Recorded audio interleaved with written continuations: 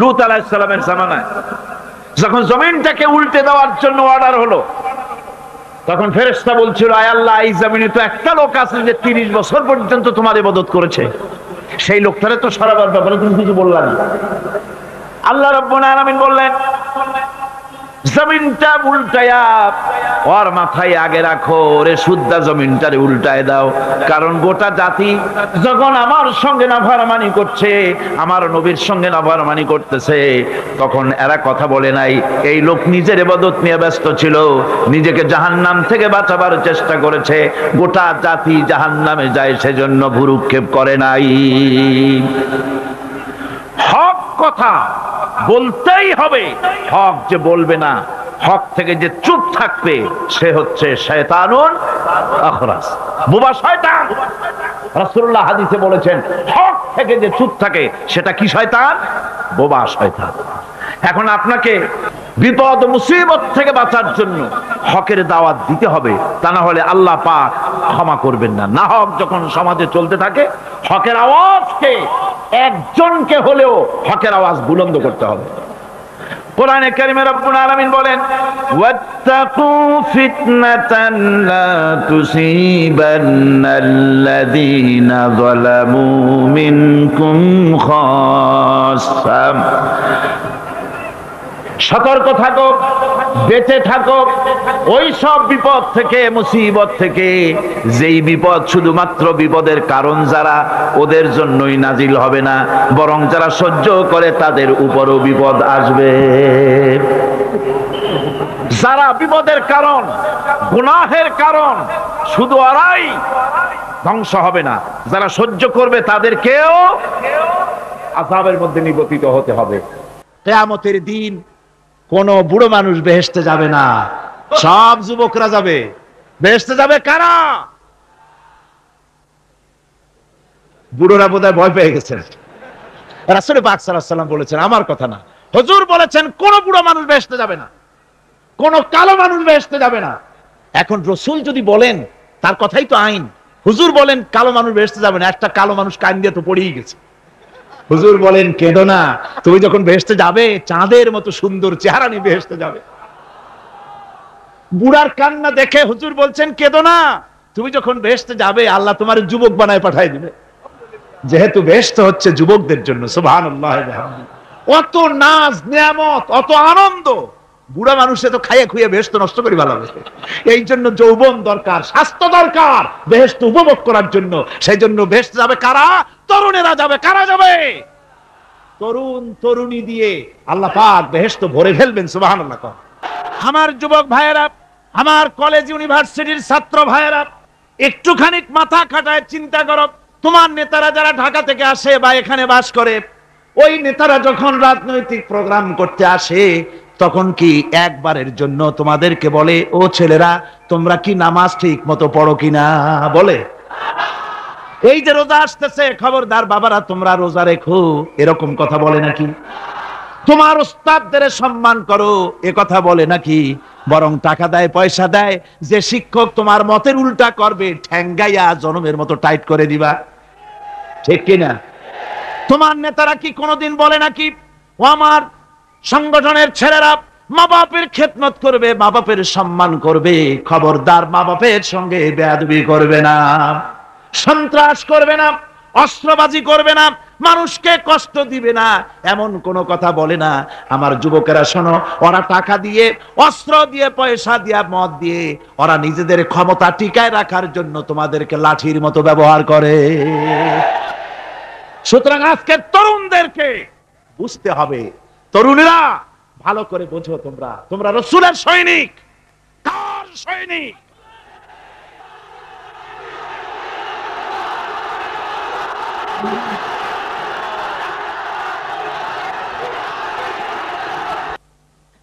তরুণেরা, যুবকেরা, তোমাদের এগিয়ে আসতে হবে, নির্যাতিত মানবতার পাশে তোমাদেরকে দাঁড়াতে হবে। আল্লাহ রাব্বুল আলামিন বলেছেন, ওয়ালা তাকুলু লিমান ইউকতালু ফি সাবিলিল্লাহি আমওয়াত বাল আহইয়াউ ওয়ালাকিন লা তাশউরুন। আল্লাহ রাব্বুল আলামিন বলেন, আমার রাস্তায় যারা নিহত হয়েছে, আমার রাস্তায় যারা জীবন দিল, ওরা মরে গেছে এই কথা তোমরা বলো না, ওরা জিন্দা। ওরা কি? আমার রাস্তায় আমার দিন প্রতিষ্ঠার জন্য, মানবতার মুখে হাসি ফুটাবার জন্য, নির্যাতিত মানবতার গোলামীর জিনজির থেকে তাদেরকে বাঁচাবার জন্য সংগ্রাম করতে গিয়ে যারা জীবন দিল, ওরা মরে নাই, ওরা জিন্দা। ওরা কি? জিন্দা। আল্লাহ বলেন, আল্লাহ পাক বলেন ওরা জিন্দা, তোমরা জানো না? আমার কাছ থেকে তারা রিজেক্ট প্রাপ্ত হয়। যারা শহীদ হয়, শাহাদাতের কথা শুনে যাদের ভয় লাগে, অস্ত্রের খোঁজা খায়া, গুলি খায়া, বায়োনেট খায়া, ড্যাগারের গুতা খায়া মরা, জানি কত যন্ত্রণা। নবীজি বলতেছেন, আন আবি হুরায়রা রাদিয়াল্লাহু তাআলা আনহু আন্না রাসূলুল্লাহ সাল্লাল্লাহু আলাইহি ওয়াসাল্লাম মা ইয়াজিদু শাহীদু মিন মাসসিল কাতল কামা ইয়াজিদু আহাদুকুম মিন মাসসিল কারছা। তিরমিজি, নাসাই। আল্লাহ নবী বলেছেন, হযরত আবু হুরায়রা হাদিসটি বর্ণনা করেছেন, নবীজি বলেছেন শাহাদাতের মওত হলো তোমাদের কেউ যদি আরেকজনকে একটা চিমটি কাটে, ওই চিমটি কাটায় যতটুকু যন্ত্রণা, শাহাদাতের মওতের এর চাইতে বেশি কিছু যন্ত্রণা নয়। শাহাদাতের মওতটা হচ্ছে একটা সেতু। এটা কি সেতু? এটা ব্রিজ। এপারে দুনিয়া, ওপারে আল্লাহ। সুবহানাল্লাহ ওয়া বিহামদি। মরার সাথে সাথে দিদার ইলাহি নসিব হয়ে যাবে। সুবহানাল্লাহ ওয়া বিহামদি। সাহাবায়ে কেরাম, আপনি চিন্তা করেন, তাদের মা, বাবা, বিবি, বাল বাচ্চা, সন্তান সবকিছুকে ফেলে রেখে আল্লাহর দ্বীনের জন্য রক্ত দিতে পেরেছেন। কি কারণে? জীবনকে তাদের কাছে তুচ্ছ মনে হয়েছে। এই জীবন জীবন নয়, ওই জীবনই তো সবচেয়ে সেরা জীবন, যে জীবনে আমার মাওলা আমার উপরে খুশি হয়ে যাবে। সুবহানাল্লাহ। আমার মাবুদ আমার উপরে খুশি হয়ে যাবে। ওইটা হচ্ছে সবচেয়ে নিয়ামতের মওত। এই জন্য হুজুর সাল্লাল্লাহু আলাইহি ওয়াসাল্লাম বলেছেন, কেউ যদি শাহাদাতের তামান্না করে দিল থেকে, সে যদি তার বিছানায়ও মরে, আল্লাহ পাক ওটাকে শাহাদাত হিসেবে ধরে নেবেন। হযরত ওমর রাদিয়াল্লাহু তাআলা আনহু দোয়া করতেন, আল্লাহুম্মা রযুকনি শাহাদাতান ফি সাবিলিক ওয়াজআল মাউতি ফি বালাদি রাসূলিক। আয় আল্লাহ, তুমি দয়া করে মেহেরবানি করে আমাকে শাহাদাতের পেয়ালা পান করাও। শাহাদাতের মওত সবচেয়ে নিয়ামতের মওত। কিয়ামতের দিন এই শহীদ তার আত্মীয় স্বজনের ব্যাপারে 70 জন লোকের ব্যাপারে আল্লাহর কাছে সুপারিশ করার মতো পাওয়ার লাভ করবে শহীদ। ভাইরা, এই শাহাদাত নসিব হওয়ার জন্য তামান্না আমাদের দিলের মধ্যে থাকা উচিত। আল্লাহর দ্বীন প্রতিষ্ঠার জন্য প্রয়োজনে আমরা জান দিব, মাল দিব। পারবো না? পারবো কিনা? আমার ভাইরা, আব্দুল উজ্জা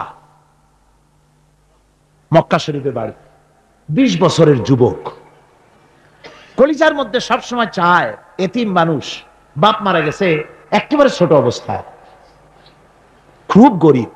চাচা তাকে বড় করেছে, চাচা তাকে ঘর দিয়েছে, বাড়ি দিয়েছে। বুখারীর হাদিস, বুখারী শরীফ এসেছে। বাড়ি, ঘর, জায়গা, জমি, সোনা দানা, টাকা পয়সা, উট ঘোড়া সব দিয়েছে, প্রতিষ্ঠিত করে দিয়েছে। কিন্তু আব্দুল উজ্জা শান্তি পায় না।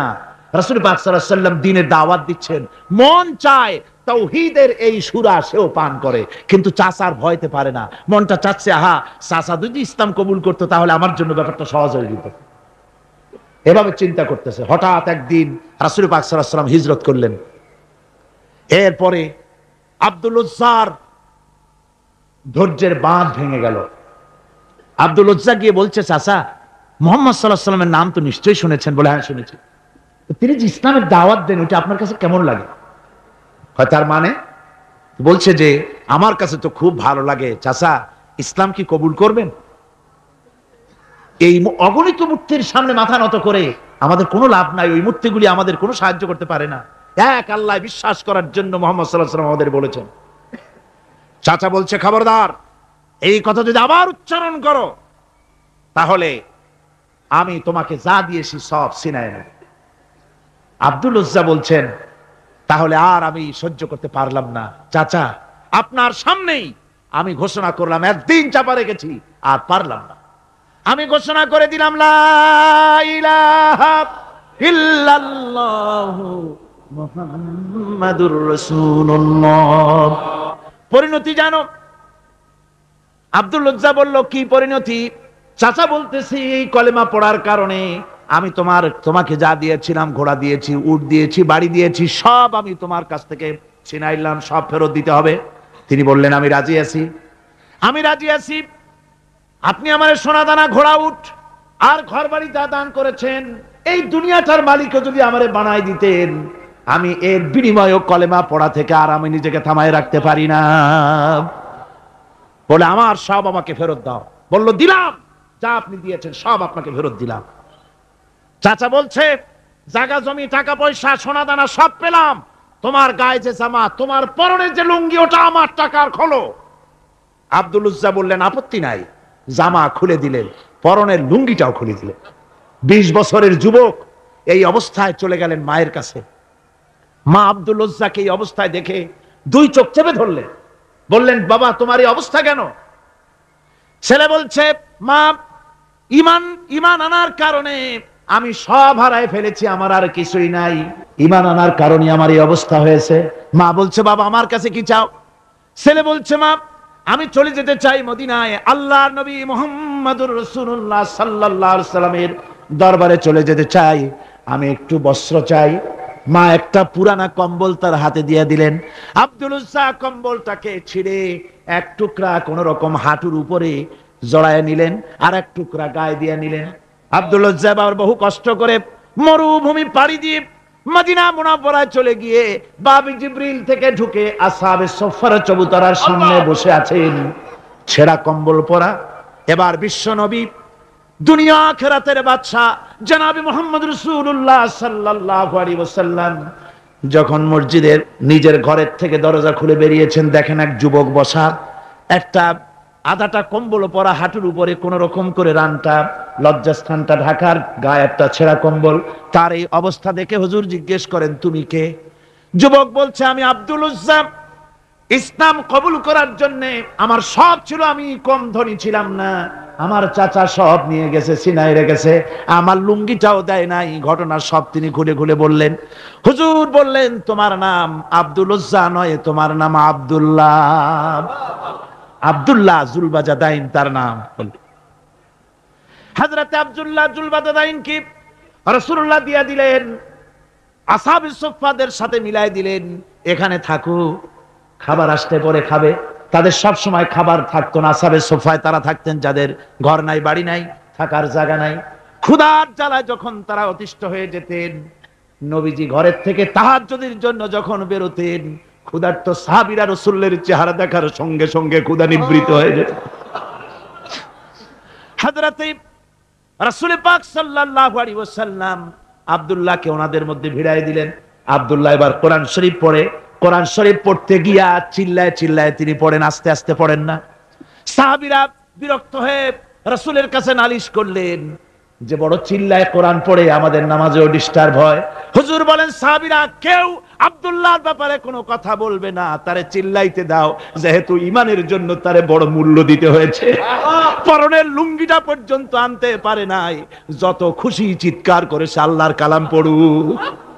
তাবুকের যুদ্ধ, রাসূলুল্লাহ তাবুকের দিকে রওনা করেছেন, 30,000 সৈন্য নিয়ে রওনা করেছেন। ওই জিহাদে মানুষেরা প্রাণ ভরে রাসূলুল্লাহকে সাহায্য করেছেন। মেয়ে লোকেরা নাকের ফুল, কানের দুল, গলার হাল খুলে খুলে রাসূলের কদম মোবারকে দিয়ে দিয়েছে। ধনীরা টাকা পয়সা সব দিয়েছে। হযরত আবু বকর তো যা ছিল সব এনে দিয়েছে, কিছু ছিল না ঘরে। রাসূল রওনা করলেন। প্রতিমধ্যে হযরত আব্দুল্লাহ জুলবাজাদাইন আল্লাহর নবীর খেদমতে হাজির হয়ে বলেন হুজুর সবাই তো সব দিল, আমার কিছুই নাই, কিছু দিতে পারলাম না। হুজুর আপনি আমার জন্য দোয়া করেন, আমি যেন এই তাবুকের ময়দানে কাফেরদের বিরুদ্ধে লড়াই করে যেন শহীদ হয়ে যেতে পারি। মাল দিতে পারি নাই, কিন্তু আল্লাহর জন্য যেন আমার জীবনটা দিয়ে দিতে পারি। ও চট্টগ্রামের যুবকেরা, তরুণেরা, তোমাদের মতো 20 বছরের তরুণ হযরত আব্দুল্লাহ জুলবাজাদাইন শাহাদাতের তামান্না করে রিসালাতে মাহবের কাছে দাঁড়িয়েছেন। হুজুর বললেন একটা গাছের বাকল নিয়ে আসো। একজন একটা বাকল নিয়ে এলো। রাসূলুল্লাহ ওই বাকলটা আব্দুল্লাহ জুলবাজাদাইনের হাতে লাগাই দিলেন। রাসূলুল্লাহ বললেন আয় আল্লাহ, আমি আব্দুল্লাহর রক্ত কাফেরদের জন্য হারাম করে দিলাম। হযরত আব্দুল্লাহ বলছেন ইয়া রাসূলুল্লাহ, আমি চাইছিলাম শহীদ হব, আর আপনি আমার রক্তটা হারাম করে দিলেন কাফেরদের জন্য। আল্লাহ নবী বলেন, আব্দুল্লাহ রে, কোন চিন্তা করো না, তোমার মৃত্যু যদি জ্বরেও হয় আল্লাহ রাব্বুল আলামিন তোমার শাহাদাতের দরজা দিয়ে দিবেন। তাবুকের প্রান্তরে চলে গেলেন। কয়েকদিন ওই তাবুকের ময়দানে থাকায় রাসূলের কাছে খবর এলো আব্দুল্লাহ মারাত্মক জ্বরে আক্রান্ত হয়ে ইন্তেকাল করেছেন। রাসূলুল্লাহ বললেন, আমি জানাজা পড়াবো। হযরতে আব্দুল্লাহর জানাজা হলো গভীর রাত। কবরের ভিতরে একজন দাঁড়ায়া লাশ ধরার জন্য একজন কবরের ভিতরে দাঁড়িয়েছে। দুইজন লোকে লাশ নিয়ে আসতেছে। হযরতে বেলাল আলো উঁচু করে দাঁড়ায় ধরে আছে। অন্ধকার রাত, কবরের ভিতরে একজন দাঁড়ানো, লাশ নিয়ে এসেছে দুজনে। কবরের ভিতরে যিনি দাঁড়ানো তিনি বলছেন, এই লাশকে তোমাদের ভাইকে আদবের সাথে কবরে রাখো। কবরের মধ্যে যিনি দাঁড়ানো তিনি আর কেউ নয়, বিশ্বনবী মুহাম্মদুর রাসূলুল্লাহ সাল্লাল্লাহু আলাইহি ওয়াসাল্লাম। হযরতে রাসূলুল্লাহ বলতেছেন, আবু বকর, ওমর, তোমাদের ভাইকে আদবের সাথে কবরে রাখো, খবরদার বেয়াদবি করো না। কবরের মধ্যে আল্লাহ নবী আব্দুল্লাহ জুলবাজাদাইনকে নিজ হাতে শোয়াই দিয়া কবরের উপরে পাথর বিছিয়ে দিয়ে নবীজি বললেন, রব্বুল আলামিন, আজকের এই সন্ধ্যা পর্যন্ত আমি আব্দুল্লাহর প্রতি রাজি ছিলাম, তুমিও আব্দুল্লাহর প্রতি সন্তুষ্ট হয়ে যাও।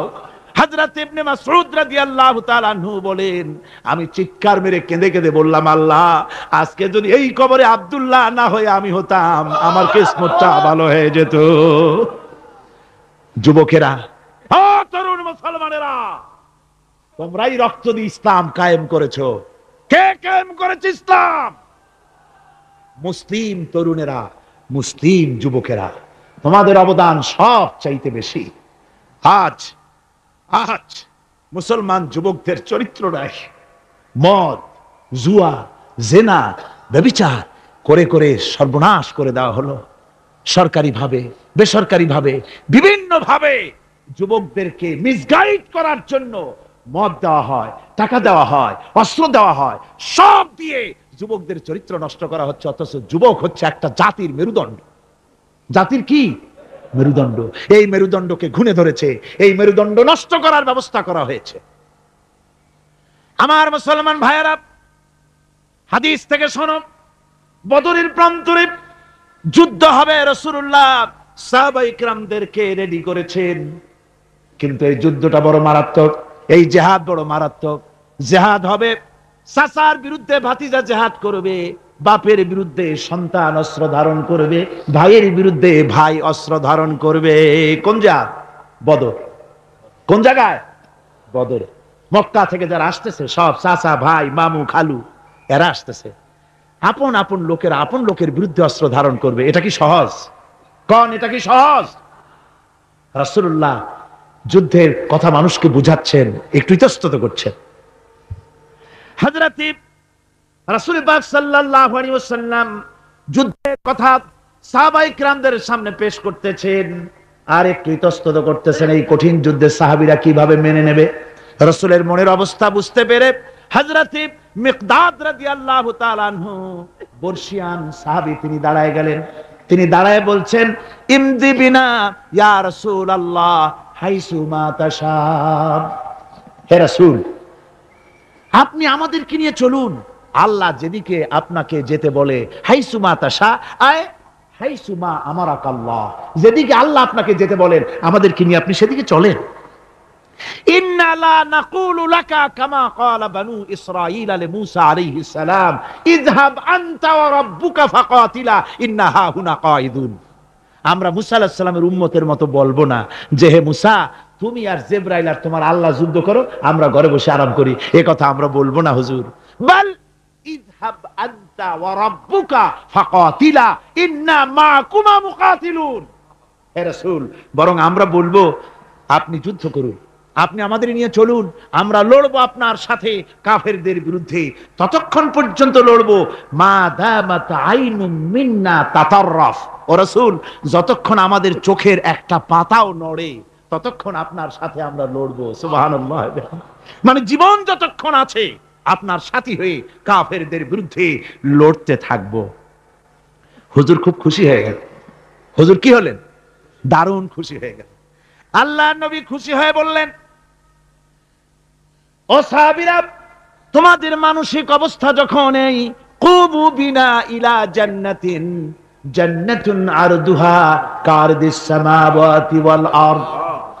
ও সাহাবীরা, তোমাদের মানসিকতা যখন এমন, তখন আমার সাথে তোমরা দাঁড়াও, আমার সাথে ওঠো, আমার সাথে চলো জান্নাতের দিকে। রাসূলুল্লাহ বলছেন, আমার সাথে চলো বেহেশতে। কোন বেহেশত? এমন বেহেশত যে বেহেশতের বিশালতা আর প্রশস্ততা ওই বিশাল আকাশ আর জমিনের চাইতেও বেশি। এই বিরাট জান্নাতের দিকে চলো আমার সাথে। ফাকামা উমাইর বিন হামান ওয়া কানা ইয়াকুলু তামার। যুবকেরা, তোমাদের মতো তরুণ, তোমাদের মতো এক যুবক যার নাম উমাইর, তিনি দাঁড়িয়ে গেলেন, হাতে ছিল খোরমা, খোরমা খাচ্ছিলেন। দেখেন না, বক্তৃতা হয় মাঠে, ওয়াজ নসিহত হয়, আর যুবকেরা দাঁড়ায় দাঁড়ায় বাদাম খায়, হয় না? ওই সাহাবী ওই সময় তো বাদাম টাদাম হয়তো পায় নাই, খোরমা খাচ্ছে, খোরমা চাবাচ্ছে, বিচি ফালাই দিতেছে, আর এইভাবে খাচ্ছে আর হুজুরের কথা শুনছে। হুজুরের কথা শুনে উমাইর বলছেন, বাহ বাহ, এটা একটি আঞ্চলিক শব্দ, এর অর্থ হচ্ছে আয়মা আযমাহু ওয়া মা আহসানাহু। হে রাসূল, আপনি কত সুন্দর কথা বললেন, আপনি কি বিশাল কথা বলেছেন, কত বড় কথা বলেছেন। জিহাদ করলে, জান দিলে এমন বেহেশত পাবো, জান্নাতুন আরদুহা কারদিস সামাওয়াতি ওয়াল আরদ, যে বেহেশতটা হবে ওই বিশাল আকাশের চাইতেও বিস্তীর্ণ, এমন বেহেশত পাবো। ওয়াল্লাহি লাউ কুনতু হাইয়ান হাত্তা আকুলাহুন্না ইন্নাহা লাহায়াতুন তাওয়িলা। আল্লাহর কসম, আমি যদি হাতের সবগুলি খোরমা খেতে যাই, তাহলে তো অনেক সময় লাগবে, বেহেশতে যেতে দেরি হয়ে যাবে, অনেক দেরি হয়ে যাবে বেহেশতে যেতে। ফারামা বিহিন্না, হাতের সবগুলি খোরমা তিনি ফেলে দিলেন। ও যুবকেরা, হযরত ওমর তোমার মতো যুবক খোরমা খাওয়া সহ্য করলেন না আল্লাহর জান্নাতে যাওয়ার লোভে। জান্নাতে যেতে দেরি হয়ে যাবে, আল্লাহর সঙ্গে দিদার করতে দেরি হয়ে যাবে, এই মনে করে হাতের খোরমাগুলি ফালায় দিলেন, জিহাদের ময়দানে ঝাঁপায়ে পড়লেন। হাদিস শরীফে এসেছে, উমাইর জিহাদ করে বেশ কিছু কাফেরদেরকে নিহত করে নিজেও শহীদ হয়ে গেলেন। রাসূলুল্লাহ বদরের শহাদাদের জানাজা করার সময় একজন সাহাবী বলে দিলেন, হুজুর, এই সেই উমাইর, আপনি যখন বেহেশতের কথা বলছিলেন, খোরমাগুলি খাওয়ার তর সহ্য হয় নাই বেহেশতে যাওয়ার জন্য, এই সেই উমাইর। আল্লাহর নবী উমাইরের কাছে দাঁড়ায় আঙ্গুল দিয়ে তার শরীরের দিকে দেখায় বললেন, ইন্নাকা মিন আহলিহা। ও যুবক, যেই বেহেশতের জন্য খোরমা খাওয়ার সময় তুমি পাও নাই, আমি নবী সাক্ষী দিচ্ছি, তুমি অবশ্যই সেই বেহেশতের অধিবাসী, ওই বেহেশত তোমার জন্য। সুবহানাল্লাহ। আমার ভাইরা, কিয়ামতের দিন এই জান্নাত আল্লাহ রাব্বুল আলামিন দান করবেন ওই সব লোকদের জন্য যারা জান দিবে, মাল দিবে, রক্ত দিবে আল্লাহর দ্বীনের জন্য। কিসের জন্য? আল্লাহর দ্বীন কায়েমের জন্য। যারা জান মাল ওয়াকফ করে দেবে, জীবনকে উৎসর্গ করে দেবে, তাদের জন্য আল্লাহ পাক এই বিরাট নিয়ামত রেখেছেন। তরুণদের বলতে চাই, যুবকদের বলতে চাই, আর বাতিলের পেছনে ঘুরো না, আর তোমার ওই সব নেতাদের পেছনে ঘুরো না যারা নিজেরাও নামাজ পড়ে না, তোমাকেও নামাজের কথা বলে না। ওরা নিজেরা মিথ্যা কথা কয়, তোমরা টের পাও না? কি বলেন, টের পাওয়া যায় না? মারামারি করে নিজেরা আর বদনাম দেয় অপরের উপরে। চোখের সামনে যারা এরকম পারে, চোখের সামনে যারা এরকম পারে, তাহলে রাত দিন 24 ঘন্টা তাদের আমলটা কেমন? এদের পেছনে ঘুরে কোনো লাভ নাই। কোনো লাভ আছে? হ্যাঁ, একটা লাভ আছে। সেই লাভটা হচ্ছে টাটকা কিছু সুখ পেতে পারো, কিছু মদের টাকা, কিছু হোটেলের টাকা, কিছু পরের মেয়ে নিয়ে ঘোরার টাকা, কিছু ভ্রমণের টাকা, কিছু অস্ত্রপাতি, কিছু ত্রাস সৃষ্টি করা। আর ত্রাস সৃষ্টি করবা, কয়টা অস্ত্রের মালিক হইছো? যুবক, তরুণ, বিপদগামী তরুণদের বলবো, সরকার অননুমোদিত অস্ত্র যাদের কাছে আছে, শুনে রাখো, এই অস্ত্র কাউকে ক্ষমা করে না। এই অস্ত্র কাউকে ক্ষমা করে না। সাপ পোষার মতো, যে সাপ তুমি দুধ কলা দিয়ে পোষো, ওই সাপ তোমাকে আবার দংশন করবে। ওজা মরে না মরে না? সাপ খেলা যারা দেখায় তারা মরে কিনা? ওই সাপেই তাকে কাটে। সুতরাং গভর্নমেন্ট অনুমোদিত অস্ত্র তোমার কাছে, পাইপ গান, রিভলভার, স্টেন গান, এলএমজি, আদমজি, কত রকমের অস্ত্রপাতি যুবকদের কাছে। ঘুম নাই, সারা রাত অস্ত্র থাকে কাছে, আর কি কি লাল পানি খাইয়া চোখ দুইটা থাকে এত বড় বড়, দেখলেও ভয় করে, মাথায় ভাল্লুকের মতো চুল।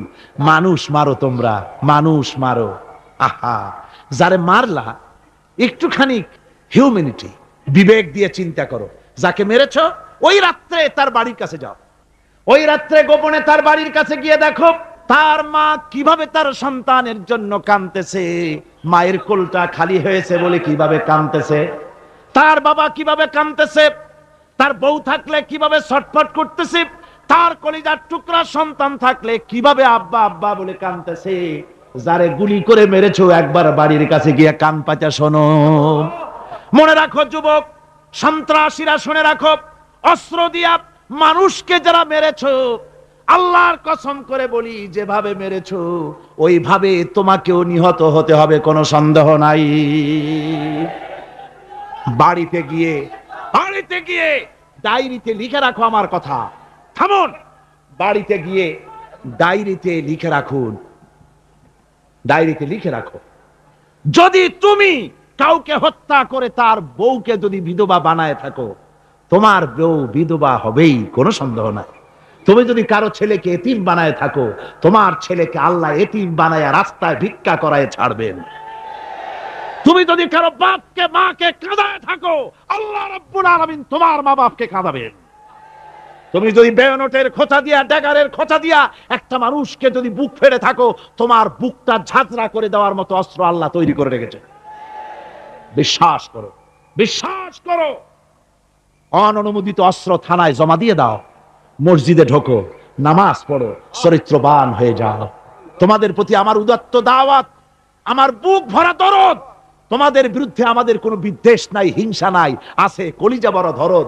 দেখতে পাচ্ছি জাহান্নামের দিকে যাচ্ছ, এ পথটা কোন দিকের পথ? যারা বলেন কোথার পথ? ওই নেতাদের পিছনে আর চলো না, তওবা করো। ওই নেতাদের পিছনে আর যাবে না যারা তোমাদেরকে টাকা দেয় আর অস্ত্র দেয়, যারা তোমাদেরকে মদ দেয় আর নারী দেয়, ওদের পেছনে আর চলবে না। ওয়াদা করো। যুবকরা কি পারবে ওয়াদা করতে? ওই সব নেতাদের পিছনে জীবনে আর যাবে না, ওয়াদা করতে পারো? হাত উঁচু করে দেখাও যুবকেরা।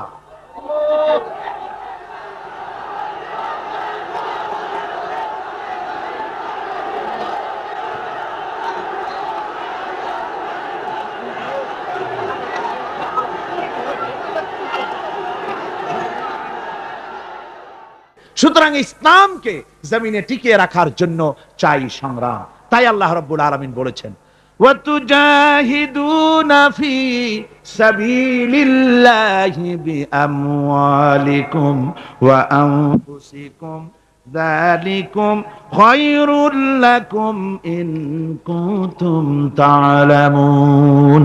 আল্লাহ পাক বলেন, আমার রাস্তায় জিহাদ করো, জান দাও, মাল দাও, জান দাও, জিহাদ করো, এটাই হলো উত্তম কাজ। যদি তোমরা ইসলাম বুঝে থাকো এটাই তোমাদের জন্য কল্যাণকর। আগে বলেছেন মালের কথা, পরে জানের কথা। আগে কোনটা? মাল, পরে জান। যেহেতু আমরা জানের চাইতে মালের মহব্বত করি বসি, ঠিক কিনা? তো মালের মহব্বত করি বেশি, আমরা কথায় কথায় বলি আরে ভাই দরকার যদি হয় জানটা দিয়ে দিব, আর জান যদি দিয়েই দেন তো মালটা তো থেকেই গেল। এই জন্য আল্লাহ বলেছেন মাল আগে দাও, তারপরে জান দাও। আমরা খুব চালাক, আমরা জান দিতে প্রস্তুত, মাল দিতে প্রস্তুত নই। একবার একটা লোক যাচ্ছে রাস্তা দিয়ে, সাথে তার প্রিয় কুকুর। কুকুরটা জিহ্বা বেরিয়ে গেছে, মরে যাচ্ছে। কুত্তার মালিক কাঁদতেছে। একজন লোক এসে বলে, ভাই তুমি কাঁদো কেন? কয় যে আমার এই কুত্তাটা খুব প্রিয় কুকুর, কুকুরটা মরে যাচ্ছে তাই কাঁদছে। কুকুর মরে কেন? কয় কুকুরটা মরতেছে 3 দিন ধরে আমি কোনো খাবার তাকে দিতে পারি না, সেই জন্য কুকুরটা মরছে। আচ্ছা হোক কুকুর, তবু তো আল্লাহর সৃষ্ট এক প্রাণী, কি খেতে দেওয়া যায়? এদিক ওদিক তাকায় দেখে কুকুরের মালিকের কাছেই রয়েছে একটা পোটলা। কয় মিয়া তোমার এই পোটলার মধ্যে কি? কয় পোটলার মধ্যে হালুয়া আর রুটি। তোমার পোটলার মধ্যে হালুয়া আছে, রুটি আছে, কুত্তা মরে ক্ষুধার জ্বালায় তুমি খালি কান্দো, ওর থেকে এক টুকরা রুটি দিলেই তো কুত্তা বাঁচে। কুত্তার মালিক বলছে, মিয়া সাহেব ওই সব ফতো আমারে শুনেন না, এগুলো আমি খুব জানি। রুটি আর হালুয়া দিলেই তো আমার পয়সা খরচ হবে, ওর দরদে যে কাঁদতেছি এজন্য তার পয়সা খরচ হচ্ছে না। আমাদের অবস্থা কিন্তু তাই হয়েছে। ইসলাম বিদায় হয়ে যায়, যাক না, কিন্তু আমি কাঁদবো, পয়সা দিব না। রাসূলের করুণ ঘটনাগুলি শুনে চোখের পানি ফেলবো, কিন্তু এই করুণ ঘটনা কেন ঘটলো সেই ময়দানে আমরা পা ফেলবো না, এরকম একটা অ্যাটিটিউড, এ ধরনের একটা মেন্টালিটি আমাদের মধ্যে গ্রো করেছে। ঠিক কিনা কম? আমার ভাইয়েরা, মাল দিতে হবে, জান দিতে হবে, সবকিছুকে উৎসর্গ করে দিতে হবে আল্লাহর দ্বীন প্রতিষ্ঠার জন্য। যার পয়সা আছে, পয়সা দিয়ে কি করবেন যদি আল্লাহর দ্বীন এ জমিনে কায়েম না হয়?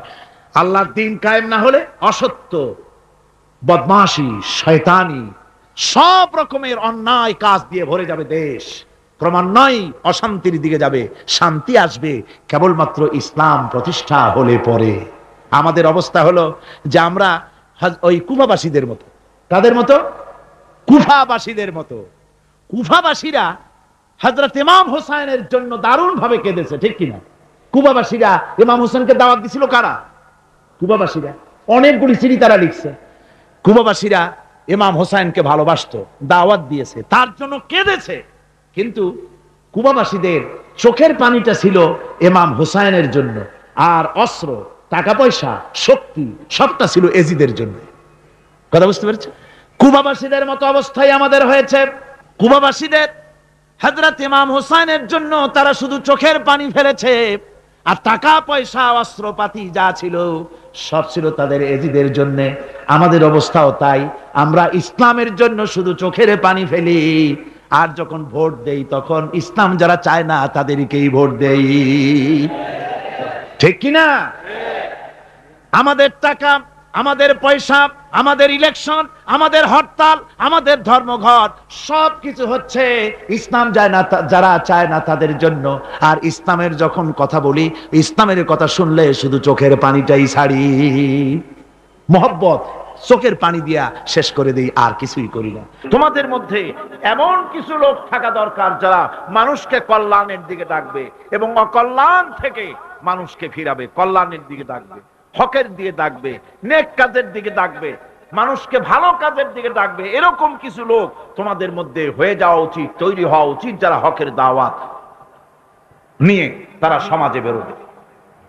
কারণ মুসলমানেরা হলো, আমাদের সম্পর্কে আল্লাহ পাক বলেছেন, কুনতুম খায়রা উম্মাতিন উখরিজাত লিন-নাসি তা'মুরুনা বিল মা'রুফি ওয়া তানহাউনা আনিল মুনকার। তোমরা হচ্ছে শ্রেষ্ঠ জাতি। আমরা কি জাতি? আমরা যে শ্রেষ্ঠ জাতি সে কথা বলার মতো হিম্মত এখন আমাদের আর নাই, যার জন্য আপনারা আওয়াজ দিলেন তো শোনাই গেল না। মুসলমানেরা কি জাতি? খায়রে উমাম, ইমামে আকওয়াম। পৃথিবীর ভিতরে সমস্ত জাতি সমূহের ভেতরে শ্রেষ্ঠ জাতি কারা? আরো জোরে বলুন। একথা কে বলেছেন? আল্লাহ পাক বলেছেন, তোমরা শ্রেষ্ঠ জাতি। তোমাদের দায়িত্ব হচ্ছে তা'মুরুনা বিল মা'রুফ ওয়া তানহাউনা আনিল মুনকার। তোমাদের দায়িত্ব হচ্ছে ভালো কাজের আদেশ করবে, অন্যায় কাজ থেকে মানুষদেরকে ফিরাবে। এটা হচ্ছে তোমাদের দায়িত্ব। এই দায়িত্ব যদি আমরা পালন করতাম তাহলে আমাদের সমাজের ভেতরে এই অন্যায় অসত্য টিকে থাকতে পারতো না। আমরা মানুষকে ভালো কাজের আদেশ দেই না। ভালো কাজের আদেশ দিতে হলে ক্ষমতায় থাকতে হয়। আদেশ আর অনুরোধ এ দুটি কি এক জিনিস? আদেশ আর অনুরোধ দুটি কি এক জিনিস? আদেশ দিতে গেলে আদেশের জায়গায় পৌঁছাতে হয়। আদেশের জায়গায় না গিয়ে কাউকে হুকুম দেওয়া যায় না, অনুরোধ জানাতে হয়। গভর্নমেন্টের কাছে বিনীতভাবে অনুরোধ জানাই, সিনেমার অশ্লীলতার জ্বালায় টিকতে পারি না, রমজান মুবারক এসেছে, এই অশ্লীল সিনেমার ছবি নামায় ফেলা হোক, বিনীতভাবে অনুরোধ জানাই। এটা হলো অনুরোধ। আর আল্লাহ বলছেন ইসলামের ব্যাপারটা অনুরোধের ব্যাপার নয়, এটা হচ্ছে আদেশের ব্যাপার। ক্ষমতায় এমন লোক পাঠাতে হবে যে রমজান মাস এলে পরে অর্ডার দেবে, সিনেমার সমস্ত ছবি আর গান বন্ধ করে দাও। হোটেলের কোনো দরজা খোলা থাকতে পারবে না, কোন খাবারের দোকান মুসলমানদের খোলা থাকতে পারবে না। এটা হচ্ছে অর্ডারের কাজ। তা'মুরুনা বিল মা'রুফ, আমর, হুকুম, ওয়ার্ডার। অনুরোধ করে হয় না, এটা আদেশ দেওয়ার মাকামে যেতে হয়। সেই আদেশের মাকামে আমরা কি যেতে পেরেছি? পারি না। আমাদের অবস্থা হচ্ছে মোল্লার দৌড় মসজিদ পর্যন্ত। এই কথাটা যে কে শুনাইছে আল্লাহই জানে। मोल्ला को जो मिला है मस्जिद में सजदे की इजाजत, मुल्ला को जो मिला है मस्जिद में सजदे की इजाजत, नालायक समझते हैं यही इस्लाम की आजाद। मौलवी साहेब মসজিদের ইমামতি পাইছেন আর মনে করেছেন যে আমি ইসলামের স্বাধীনতা পেয়ে গিয়েছি।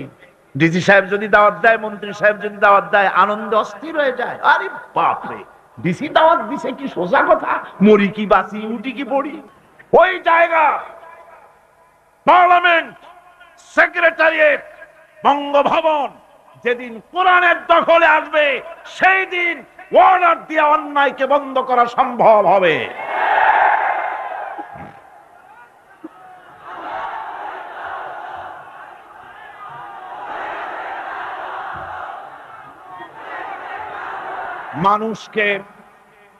মানুষকে হকের দাওয়াত দিতে হবে।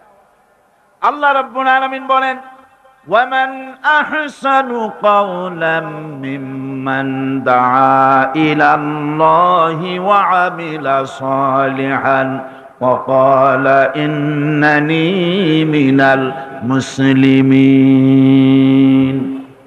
ওয়ামান আহসানু কাওলাম মিম্মান দাআ ইলাল্লাহ, ওর থেকে ভালো কথা আর কার হতে পারে যে ব্যক্তি মানুষকে আল্লাহর দিকে ডাকে। সুবহানাল্লাহ বলেন, সুবহানাল্লাহ বলেন।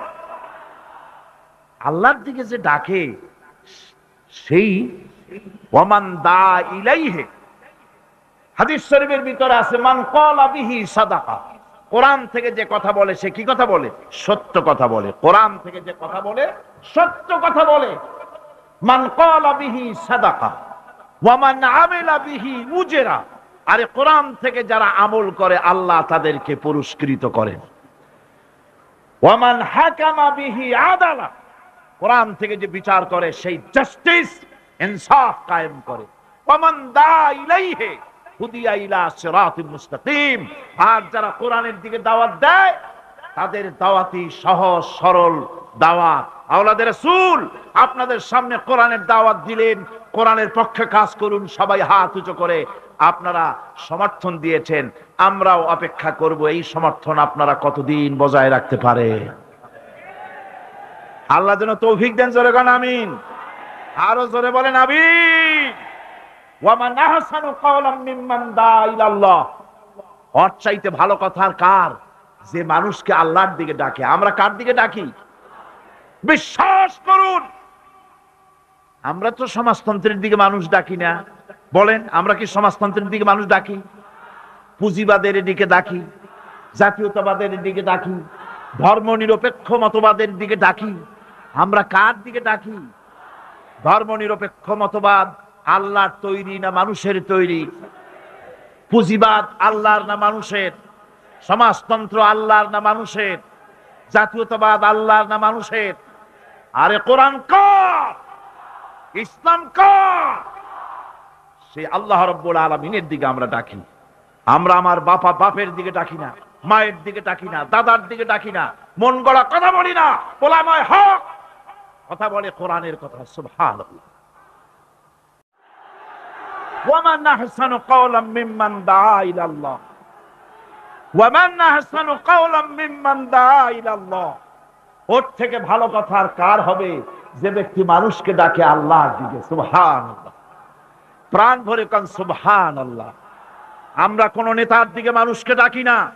আল্লাহর কসম, আমরা কোন মানুষের পূজা করি না, কোন ব্যক্তির পূজা করি না, কোন নেতার পূজা করি না, কোন নেতার দিকে মানুষকে আকর্ষিত করি না।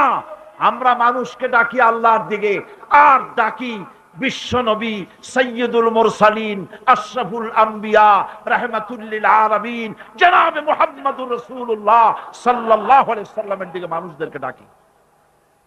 ওয়ামান আহসানু কাওলাম মিম্মান দাআ ইলাল্লাহ, ওর থেকে ভালো কথা আর কার হবে যে মানুষকে আল্লাহর দিকে ডাকে। ওয়া আমিলা সালিহান, আর এরপরে সে নেক কাজ করে, সৎ কাজ করে। ওয়া ক্বালা ইন্নানী মিনাল মুসলিমিন, আর আমি হচ্ছি মুসলমানদের একজন। আমি মুসলমান তা বলছে না, কিন্তু কি বলছে? আমি মুসলমানদের একজন। এই আয়াত নাজিল হলো কখন? যখন মক্কায় মুসলমানদের উপরে অত্যাচারের স্টিম রোলার চালানো হচ্ছিল। মুসলমানদেরকে চিৎ করে শোয়াইয়া আগুনের উপরে চিৎ করে শোইয়েছে। আগুনের আংটা আগুনের উপরে চিৎ করে শুইয়ে দিয়ে বুকের উপরে পাথর চাপা দিয়ে রাখা হয়েছে। হযরতে খুবাইব রাদিয়াল্লাহু তাআলা আনহুকে খালি গায়ে দেখে একদিন হযরত ওমর বলেছিলেন, খুবাইব, তোমার পিঠের এমন অবস্থা কেন? কোমরটা এরকম চিকুন, পিঠের ভিতরে এত বড় বড় গর্ত কেন? তিনি বললেন, ওমর ভাই, তোমার কি মনে নাই ইসলাম কবুল করার অপরাধে কাফির বেঈমানেরা আমাকে মারধর করেছে, না খাওয়ায় রেখেছে। তারপরেও যখন ইসলাম আমাকে দিয়ে ছাড়াতে পারলো না, তখন আগুন জ্বালালো, আংটা আগুন বিছায় দিয়া আমাকে চিৎ করে শুইয়া দিয়া আমার বুকের উপরে পাথর চাপা দিয়া রাখলো। আগুন পুড়ে পুড়ে গোশতের মধ্যে ঢুকলো, গায়ের রক্ত